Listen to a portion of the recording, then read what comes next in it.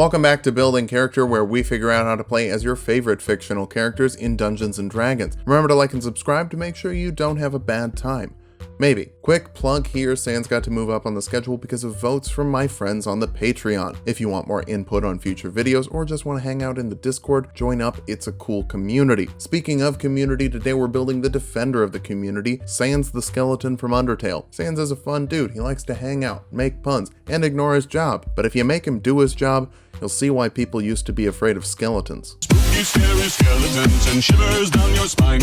Shrieking skulls will shock your soul, seal your doom tonight. Let's start off with our goals for this build. First, what the hell does Sans do? Undertale is a visually interesting game, but it's fairly abstract. I'm gonna say Sans is shooting lasers, throwing bones, and using telekinesis to toss your soul around. Finally, we'll just make sure that we're very difficult to hit. Remember, Sans dies after one hit. Everything else is just missing. For Sans, we're using the standard point array from the player's handbook. Multiclassing will happen here, but it won't be hazardous, so you should be fine. Charisma is the top stat here. Sans is an incredibly lovable guy, and incredibly powerful as well. Dexterity after that, if hits were water, your enemies would be bone dry. Intelligence after that, cracking jokes is better when you know all 207 bones in the human body. You just have an extra funny bone. Wisdom will follow. Your glowing eye isn't just for intimidation, even though that helps. Strength is a bit low, but we're actually dumping Constitution for accuracy here. Sans gets wrecked in one hit. Building this at home, should you dump Con? No, absolutely not. You will have a bad time. But again, accuracy is our goal, and low HP is accurate. For race, Sans is short, meaning that he's either a dead kid or a short zombie, and I'm going with short zombie. Revenant is a sub-race for all races. You start with a base race like Halfling, then apply the Revenant features. So +2 Dexterity from Halfling and +1 Constitution from Revenant. You get Halfling Luck, letting you reroll 1s on attack rolls, ability checks, and saving throws. You're brave, so you have advantage on saves against being frightened, which makes sense. Everyone can see you have a strong spine. And from Revenant you get Relentless Endurance, meaning that you have a goal that you must achieve. You recover 1 HP at the start of each turn while you're below half your hit points. You can always find a target related to your goal if they're on the same plane, so make sure that they don't get through that barrier. And you only die for 24 hours when you die, coming back to finish the job until it's done. Take the Entertainer background for acrobatics and performance. You crack jokes, not skulls. Till someone cracks your brother's skull, then you crack their skull. We'll kick things off as a bard. First level bards can grab any 3 skills they want. History, persuasion, and intimidation would be my picks. You have bardic inspiration, letting you give a d6 to any ally to use for a d20 roll, and you have an amount of these equal to your charisma modifier per long rest. You can learn 2 cantrips. Vicious Mockery forces a wisdom save of 8 plus your proficiency bonus and charisma modifier on a creature that can hear you. Failing that, they take 1d4 psychic damage and have disadvantage on their next attack roll. Use this if the people you're fighting don't have a funny bone. Message lets you whisper to a creature up to 120 feet away and they can respond, so you can trade jokes or spaghetti recipes. For your spells, Tasha's Hideous Laughter forces a wisdom saving throw on a creature. Failing that, they're incapacitated and prone and they can't stop laughing for up to a minute depending on your concentration. Tell them something humorous. Wait, that joke doesn't translate verbally. I spelled it like the bone in my script. Bane forces a charisma save on up to 3 creatures. Failing that, they have a d4 penalty to attack rolls and saving throws. It's bad time the spell. Longstrider bumps your movement speed by 10 feet. This is really just to counteract your halfling speed of 25 feet per round. Featherfall lets up to 5 falling creatures ignore falling damage. So even if your friends let you down hard, you can let them down easy.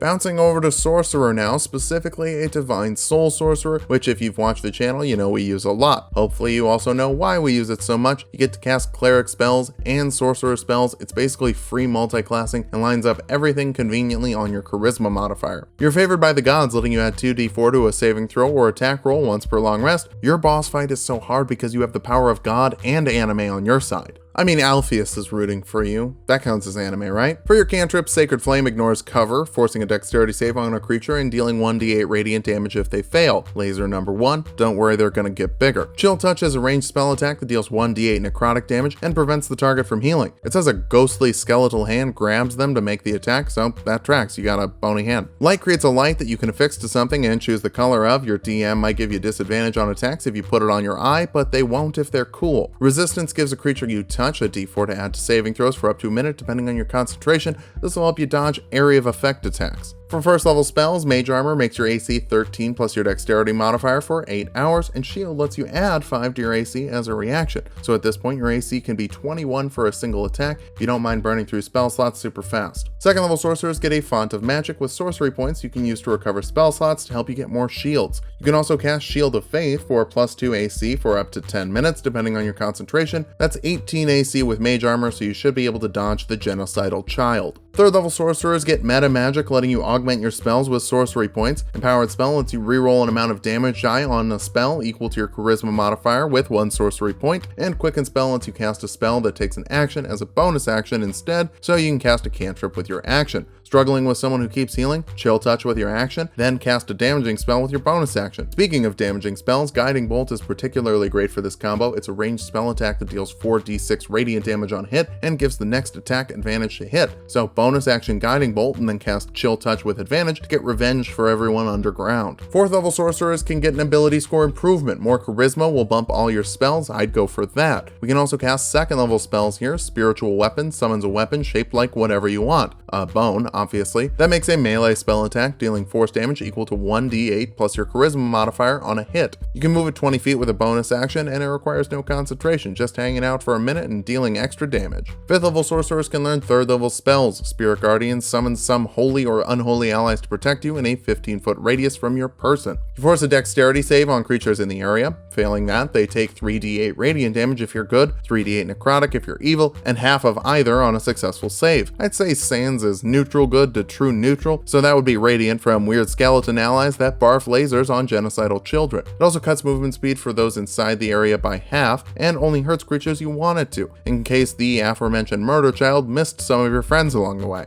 6th level Divine Soul sorcerers get empowered healing. You don't really have any healing spells because you're a YOLO skeleton, or since you're a Revenant, I guess you're a YOLT skeleton. But you get another spell. Catapult is a first level spell that lets you yeet an object weighing 5 pounds or less at someone, forcing a dexterity save and dealing 3d8 bludgeoning damage to those that fail. Full human skeleton weighs 28 pounds, which means 2 things. 1, there are a few bones you can throw at the first level, and more that you can throw as the weight scales up by 5 pounds for every spell level you add, also dealing an extra d8 damage. And 2, now my search history includes the weight of a human skeleton, so I'm sure I'm on some sort of list. 7th level sorcerers can learn 4th level spells. Death Ward lets a creature not die when it should die at some point in the next 8 hours. The first time it would go to 0 HP, it goes to 1 HP instead. It's an automatic pass when you finally do end up taking a hit. Pretty helpful. 8th level sorcerers get another ability score improvement. More charisma means better spells and better jokes. Haste from the 3rd level gives a creature you touch +2 AC, advantage on dexterity saves, an extra action per turn, and double movement speed. When it ends, the creature is fatigued and can't take actions or reactions for 1 round. Keep in mind, you can still only cast 1 spell of first level or higher per turn, but since your cantrips level up with your total level, Chill Touch and Sacred Flame are dealing decent damage, especially when you cast them twice per round. 9th level sorcerers can learn 5th level spells. Telekinesis lets you lift things weighing less than 1,000 pounds with your mind and move those things 30 feet as an action. If that thing is a person or being held by a person, you make a spellcasting check against their strength check, and the winner gets to decide what happens to whatever is being held. We're pretty close to having a maxed out casting modifier. It'll probably be you. This also restrains the creature, giving them disadvantage on dexterity saves, disadvantage on attack rolls. Other creatures have advantage on attacks against them, and they can't move. The max range of this spell is 60 feet, so you can't move them further than that. 10th level sorcerers learn another meta magic option. Heightened Spell lets you spend 3 sorcery points to give an enemy disadvantage on saving throws against a spell you're casting. Speaking of, Flame Strike forces a dexterity saving throw in a column of light with a 10-foot radius and a 40-foot height, dealing 4d6 fire damage and 4d6 radiant damage for a heckin' big laser that's also on fire.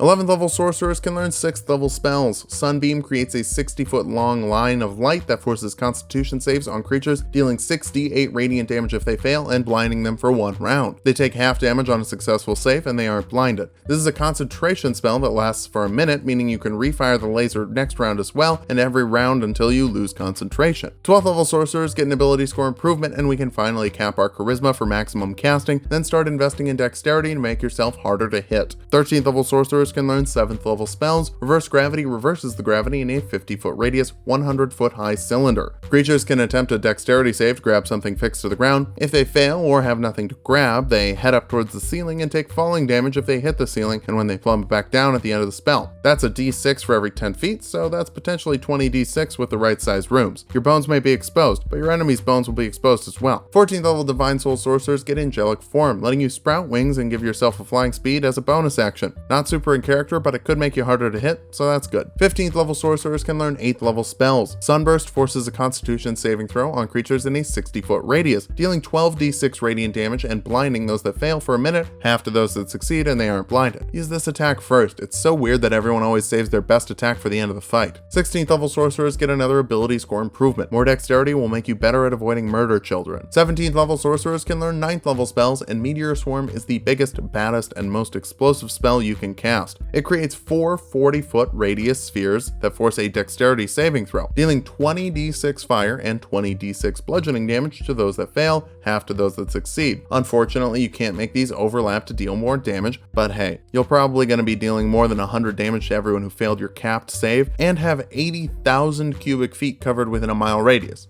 so it's still pretty good. 18th level Divine Soul sorcerers get Unearthly Recovery, letting you heal half your HP as a bonus action once per long rest when you're below half your health. Considering you've got the lowest HP of any build we've ever made, that will probably happen pretty quickly. Our capstone is the 19th level of Sorcerer for an ability score improvement, letting you cap your dexterity and even round up your intelligence for all even numbers. Makes me happy, even if it's a little underwhelming after you've gained apocalyptic power of a 9th level spell. Now that we've hit level 20, let's figure out how viable this build is. First, you can deal insane damage. Meteor Swarm is so good, it makes Power Word Kill look tame unless you're fighting someone with evasion. But you've got Sunburst for that and a plethora of other spells to handle people with high dexterity as well. You're also very hard to hit with Mage Armor, Haste, and Shield teaming up to give you 20 AC base and 25 AC for 1 attack per round. Finally, you're great at controlling enemy position with Telekinesis and Reverse Gravity, letting you throw people around like a ragdoll. For weaknesses, you're not a glass cannon, you're a talc cannon. Your HP is the lowest we've ever had, somewhere in the mid 60s, meaning that you're gonna die very quickly. Your constitution is also an issue for concentration spells. Haste is especially risky as it'll stop you from running away when it drops. Finally, all your buffs take some time to apply, so someone might be able to kill you before you're able to armor up. But that's assuming that they're alive. Use your biggest attack first and reduce the monster haters to piles of ash and bone. Just remember, you're not skin and bone, you're just bone. Stay safe or you'll be another body on Frisk's pile.